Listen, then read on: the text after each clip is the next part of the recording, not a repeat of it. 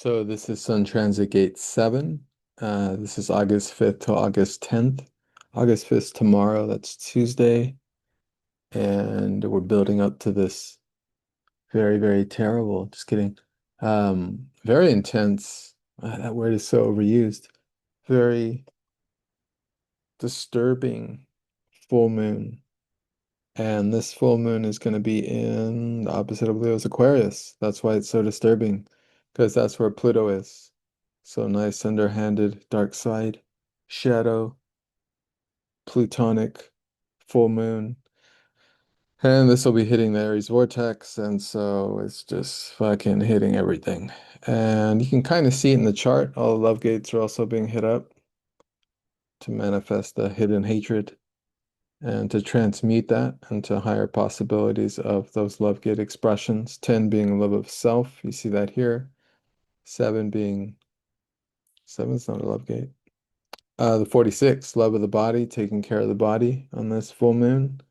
Massage, being in your body, being in nature, being around the trees.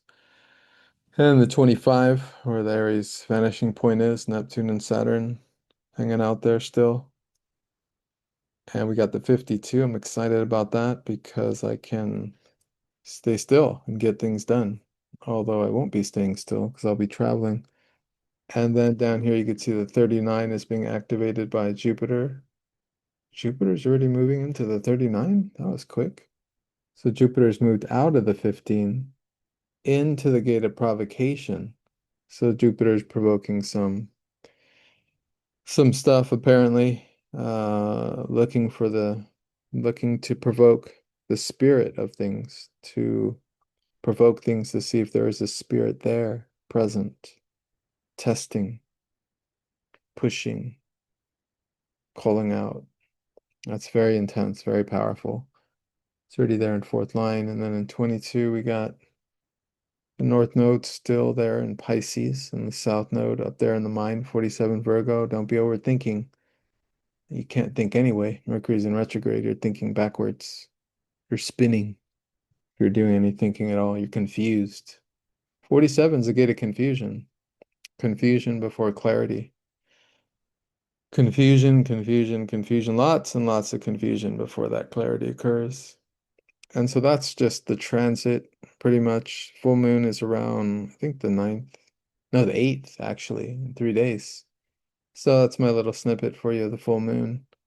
Very, very powerful full moon of release. It's going to be Aquarius moon, conjuncting Pluto, sextiling both Uranus and the Aries vanishing point. And we got some channels active here. We got the 731, the channel of leadership. The 7 is where the sun is. I'm going to start going over that in a minute. Then we got the 10 to the 20, which is calling out bullshit in the moment. So if shit ain't right, if shit's low frequency, call it out. That's not correct. Call it out. That's what it is. That's the 10-20 behavior of calling out what's not in high frequency. And Uranus is there in the 20 to help us be quick and witty and sharp in the moment and to catch things that are not high frequency. Catch if it's low frequency, then it's not correct. It needs to be restated. What is the best way to deal with energy that attempts to control or take over? The best way is to say, what? What? What did you say? What? And that's it. Sit there and let them reiterate, repeat, clear up what they might have said. Oh, I didn't say it like that. I didn't mean to say that. I didn't mean to say it like that. So you got to call it out. That's what the 20 does, especially with the 10. Those born with the 10 and 20 call shit out. They have to. That's what they do, and it's uncomfortable. And it's, it pushes people's noses out of joint, especially if it's in line 3. The anarchist. 10-3 is the anarchist, And or am I thinking of 7-3? Well, the 10-3 is just as difficult. The role of the 7-3 is the anarchist, third line, but we'll get to that. So let's go ahead and get to that then. So we're in gate 7, and the sun is there. So it's all about leadership. It's all about uniformity, finding common intent with others.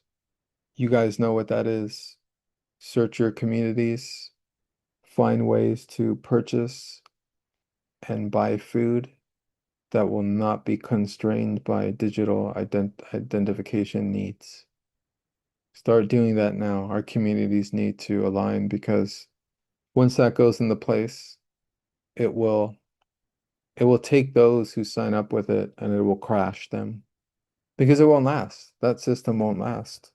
They're going to try and put us in a digital surveillance prison, but it won't last. But if you agree to it out of fear, you're going to crash with it. So better to stay away from it. And that's what this gate 7 is about. I mean, this is Leo. This is the summer. This is the heliacal rising of Sirius, the essence of our being, the blue cobalt star, the true essence of who we are and where we come from. And this is about moving forward in life. This is about making it possible to establish consent and promote bonds with others with common interests. And it's not about separation, it's about connection. And it's about leading through listening. This is not about domination or power. True leadership is something that disappears, dissolves into the background. Wrong leadership is that which hides, that which can lead, which is here to lead, those with gate 7, but hides. Or it's those with gate 7 who overlead through control, through domination, through attempting to steal people's resonance or utilize it in a way that serves only themselves. And that's not correct for what the 7 is. It's not here to be hidden or dictatorial. It's here to guide. It's here to be of true virtue and to reflect the intent and the values and virtues of those, of all of us, who leadership is manifesting through. Because again, leadership is something given, just like I put here, power is given, not taken. Thus, leadership is something given. On the most, the most like high frequency moralistic shows, you see that, and everyone knows that the person who has the highest frequency is the one in charge. You see that example so great in that film. I think it was a made-for-TV film. It was Stephen King's Storm of the Century. This was an incredible series. As usual, every single thing that Stephen King does ends and shows the ending of the dark side winning. But even so, in this case, like you see the example of the father of the boy, the young boy, who the dark figure picks out to take over as he passes. In other words, to be his vessel, the vessel for his emperor self, for his spirit to go into. Typical vampire structure, as the immortal vampires leave a used up body, they seek another body to take. I don't think this is nonsense. There's rituals for this that go way back in time, from ancient times. And it's not just one culture. Many cultures have the recipe for this, pulling a spirit out of the body and replacing it with your spirit. Yes, this is disturbing black magic type stuff, but it happens. So what it is in the series is the dark figure confronts the village. It's amazing because it's just how they do it. It's like nothing is done without permission. And so the being confronts the whole town. And he says, and he has been repeating like a mantra the whole film. Give me what I want and I will go away. And so he terrorizes the town and instills horror and fear and terror in the populace to the point where it builds up to this final scene near the end where the whole town is together. And so the dark figure confronts everyone and says, what is your decision? Are you ready to give me what I want? And the moral figure, the father, it's obvious that he has the highest frequency and resonance and virtue of the town, and that he is the leader. And of course, the dark figure has terrorized and murdered people in order to terrorize and traumatize so that people are overtaken with fear to the point where let's just give him what he wants so he can go away. Yeah, yeah. Give him what he wants so he can go away. Yeah, yeah. Like the mantra says. But the father, the moral father, the moralistic leader says, with gate 7 for sure, says to the town like we can stand together and we can say no because we're all beholden to each other. We're all beholden to each other's care, and we owe nothing to this being, and it's not right for him to take any of us. We need to stand together. But the township crumbles in fear, and they do not stand with him. And so he is able to take a young body in order to inhabit, and he takes his son, and he's utterly destroyed. And there's a scene at the end where he actually runs into the being and sees his son, now transformed, now fully possessed. But it's enough, what it showed in that film was enough to see that he had true leadership, but his town did not stand behind him. They crumbled and broke down in fear. And so his leadership was not respected. It was not seen. It was his resonance could not be felt. And this is what happens to true leaders is they're not selected because the populace doesn't recognize their leadership frequency. We live in a time still to this day where the populace only recognizes destructive, power-hungry leadership. And that's why we have what we have. And that's what it is. To recognize leadership that has a high frequency of resonance and virtue is to elect true leaders that can listen and will listen to the needs of the many and to stand with them with integrity and authenticity. And perhaps that happens on some levels. There are very powerful spirits in human bodies at this time, as has been in all times of our kind of simultaneous incarnational awareness. Because we're here until we're done, until we have fully recapitulated every experience we've had and take our energy back from it. We're here. This is where we are. And it's a disturbing place. Any weak moment, there's energy ready to usurp whatever lies void within us. There's always energies waiting to possess because that's the game, to be in a body. That's the exciting thing. Perhaps I'm going too far now, but going back to the details of what gate 7 is, well, first off, it's a gate coming out of the self center right here, gate 7, towards the throat.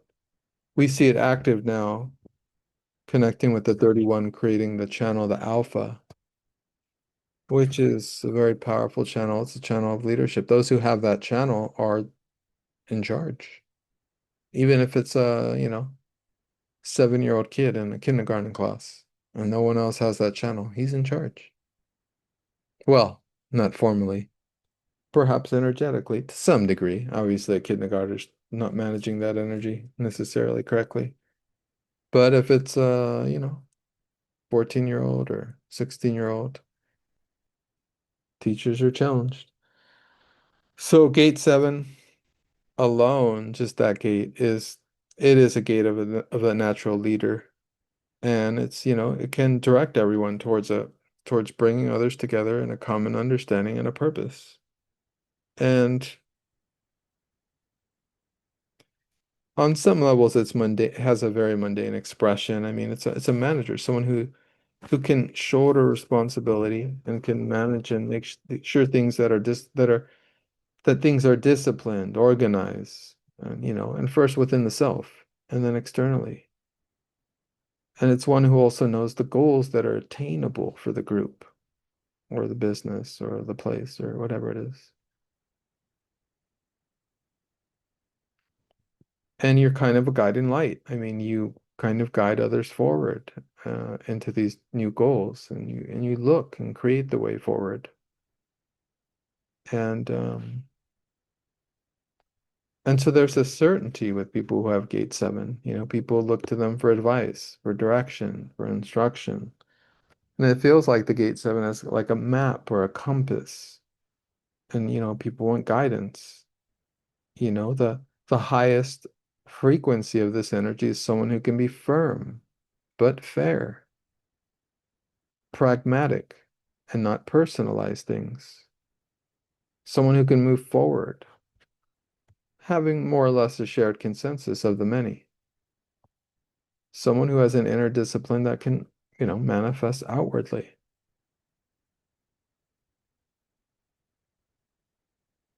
Because someone who's not centered, someone with the seven who's not centered can easily just be bowled away by, manipulative trends and, coercive opinions and kind of, that minion mob mentality that can surround or that we've seen so clearly, especially in 2020, and which we see over and over again with political slogans and phrases, as if one side can save us and the other can't, or the other this side, who knows? It's just all polarity nonsense, as we know. It's polarities. There's no power in polarities. Power is in balance. Power is in the center point. And where's the center point? It's the self. So this is someone who can hold strong to their truths, not necessarily rigid, but who can hold strong, a strong leadership role and not be bowled over like that character in Storm of the Century. Now, if you guys want to watch Storm of the Century, it's dark and disturbing as most Stephen King work is, being an Alphabet Agency asset. Super dark side, but it does show a moral character. And that's why it's a very compelling presentation of leadership. Perhaps a failed one without the community aligning with him. But we saw a lot of that in 2020, so we know what that is. It's a common story these days. We've all seen it. It'll happen again and again with these digital steps in technology. Are you going to fly? What is it about right now? It's about, are you going to, what are you going to do when it comes to your doorstep? We know that airports are a liminal zone. They're not United States property. When you step into an airport, you don't know where you are. You're in an intersection of another world. And you have sovereignty, but you have to find it. What do you say now when you go up to fly in the plane and they say, oh, you got to have this biometric? Well, that's funny. I wasn't informed of that when I purchased the ticket. So I don't think this is required. Oh, yeah, it's our policy. Oh, yeah, it's what it is. Okay, do you have that in writing? How am I required to do this? It wasn't presented to me at the time of purchase of my ticket. Nope, you need to provide this in writing to show me that this is law, that I need to do this thing. Oh, we don't have it. Please carry on. Yeah, exactly. But that's what it is. There's more and more, whether it's your crypto exchanges or your banks, it's going to start happening, and the airports, it's going to start happening at your local organic food stores. It's going to start happening at the farmers markets. Wow, I hope not. It's going to start happening at your local, whatever it is. The inroads and the outroads are going to be controlled for a while, and you're going to need to make a choice. And that gate seven within you or without you, it's going to be there. It's going to be there in you or in someone in your aura. And can you match the highest frequency of that and hold to your sovereignty? Power is given, not taken, meaning to say you have that power within you, even though it be surfaced in great fear, even though you'll experience fear in standing up for your rights. You're going to experience great fear in the body because that's what comes up. It's not just fear, it's adrenaline. It's your power. You feel that. And that's what the seven is. It's standing up for your truth. That's what it is.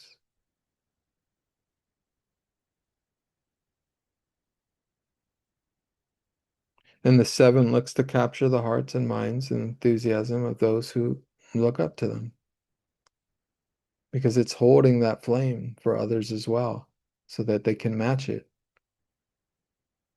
When you stand up for your own sovereignty, those around hear it too, and they'll match that frequency. And they'll say, yeah, I don't want to do that either. Nope. I'm going to reserve my right not to do that.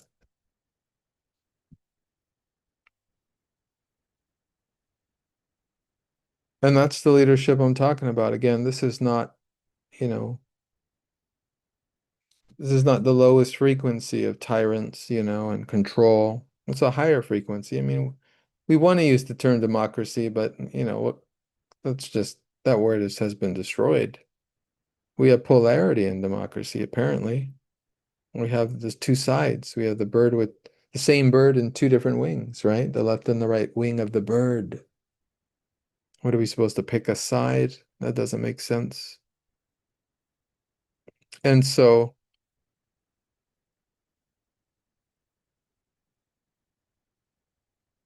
it's not about forcing matters. It's about being in your body from moment to moment. Because at any moment your virtue, your sovereignty can be challenged. And it's its own reward to be able to defend yourself and to be present enough to even deal with it. I mean, if you're tired, you might just walk through it and do it and be like, what did I just do? I didn't agree to that.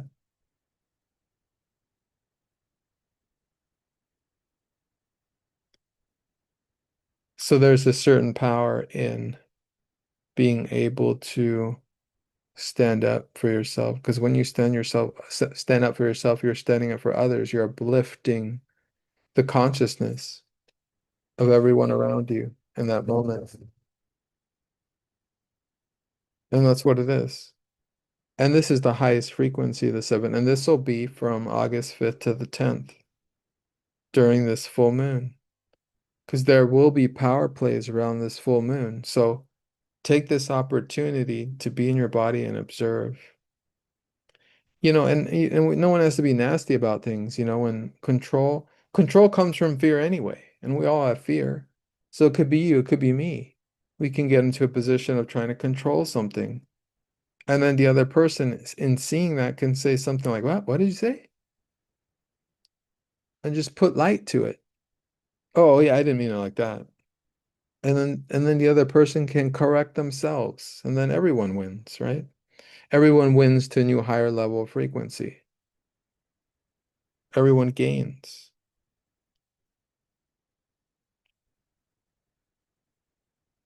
And what is this about? Seven is about listening. It really is. It's about listening.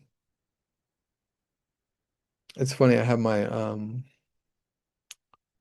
Discord and I have a bunch of great people on there and it's a lot of fun and we talk about all kinds of stuff.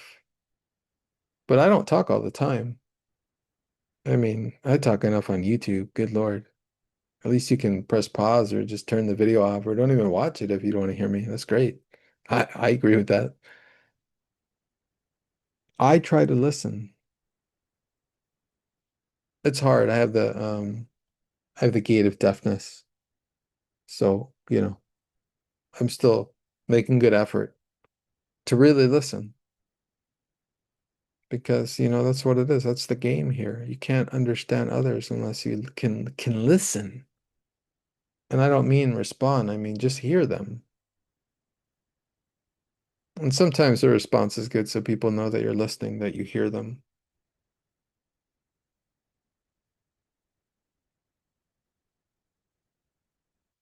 So I think that's all I got. I mean, to summarize, this full moon is right here in the middle of this transition. And I'm doing the sun gates because the sun transits because that's the focal point of the energy.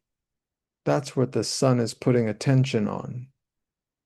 I don't want to overemphasize the full moon or where the other planets are, this or that. It's really about where the sun is because that's the direction, that's the light of the way, that's the ecliptic. This is not no sidereal. This is human design, tropical. This is the following the ecliptic, following the path of the sun, the soul of man, the soul of humanity, and the energy of where we are and where we're going. And that goes for every one of us because where your sun is, that's your guiding light. That's your solar force. That's what 60, 70% of your all your neutrinos that pass through you, that passed through you at birth when you got that first imprint in your personality side. And then the sun gate for your design side, 3 months prior, the neocortex, where the spirit entered.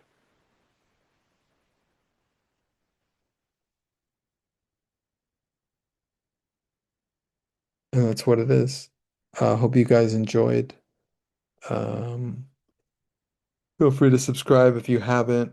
And I got plenty of videos doing this sun transit gates and really excited to be doing them. It really lifts my spirits to go over these ancient I Ching Chinese Book of Changes hexagrams in the way of through the frame of human design.